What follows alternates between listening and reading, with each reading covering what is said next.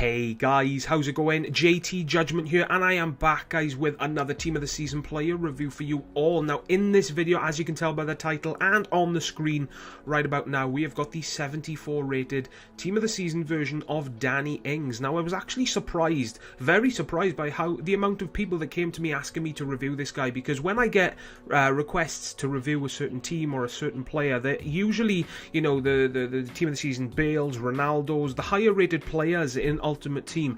Then I had, all of a sudden, a lot of you guys came to me asking me to review a silver card, which I gotta be honest with you guys, I'm not used to that.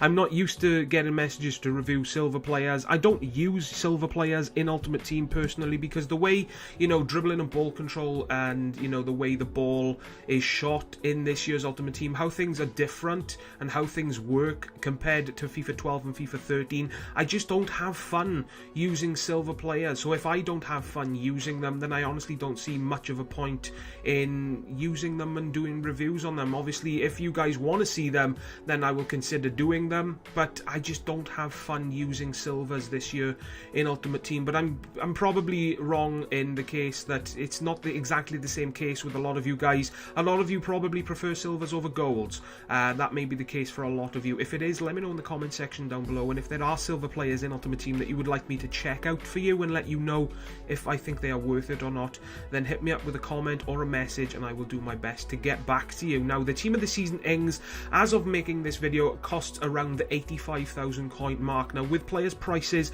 constantly rising over the past couple of weeks, he has since risen to over 100,000 coins. Now, is he worth that sort of coins? Let's get into the review, shall we, guys? Let's go through the boy's negatives first. His passing is terrible. I mean, it's not exactly rocket science to pass to the player that's right in front of you. He just didn't do it for me. You know, I was in the perfect position to play a lovely through ball either over the top or across the floor, and he would give the ball either to the keeper or the defence, and it would just fail for me. So his passing really is a negative. But then again, you're not going to be using a striker, guys, for passing. Maybe if you move him down to a centre forward or a centre attacking midfielder for some reason, you would use his passing a hell of a lot more in a position like that.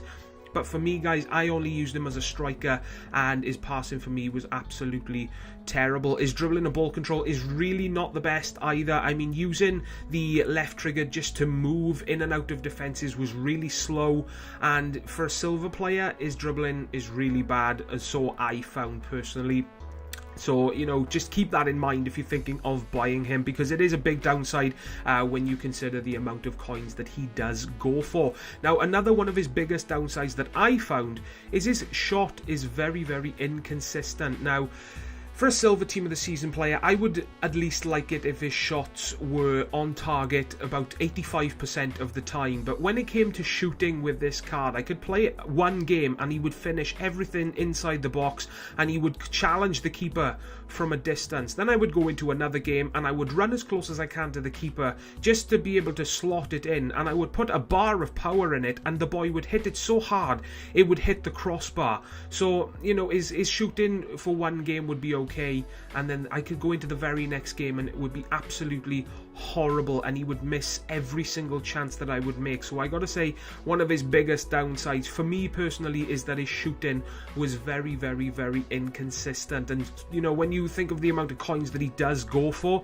that's not something that you want to see. Now, going over through to his strengths, guys, he has got very good pace for a striker. Doesn't quite feel like what 92 pace should feel like, in my opinion. If I had to say what it feels like, I would say around the 86, 87 mark. Definitely not 92. His positioning was pretty good. He made the runs that I needed him to make, and he was always there. He's got the high attacking work rate and medium defensive work rate. So from work rates like that, you would expect a player to be out of position at times, but he surprised me. He was always there and he was always making the run that I needed him to make. Now, he was surprisingly good in the air also. 74 heading on the card. He scored some pretty decent headers for me, and he actually beat a lot of defenders in the air that I don't expect him, and I didn't expect him to beat in the air. So that made me enjoy him that much more. But obviously, seeing as I'm not someone that constantly crosses the ball, then that didn't you know, affect me too much. But if he's someone who wants to use them as a lone striker, then I'm pretty confident in telling you guys that he will be able to do the job when it comes to aerial ability. His strength is very good. Strength and aggression stats aren't the best, but he managed to struggle and keep the ball from defenders that I expected him to lose the ball to.